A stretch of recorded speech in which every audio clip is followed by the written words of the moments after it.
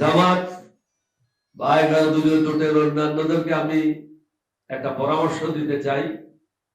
এখন আমরা আছি 11 দলীয় জোট, 11 দলীয় নির্বাচনী জোট, যেটা জোটও বলা যায় না, ঐক্য জোটও বলা যায় না, এটা একটা নির্বাচনী সমঝোতা। এটাকে যদি সুদৃঢ় করতে হয় তাহলে একটা নতুন নাম দেওয়া উচিত। ন্যাশনাল অ্যালায়েন্স ফর ডেমোক্রেসি অথবা national alliance for social justice, যেটাই পছন্দ করেন, বা অন্যটাই হইতে পারে। আমি যে নামগুলো দিচ্ছি এটা হবে, এটা ঠিক না।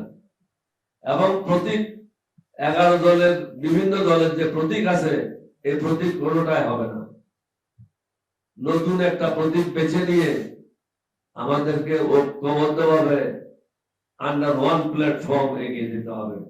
এতে আমাদের মধ্যে ঐক্য আরো সুদৃঢ় হবে।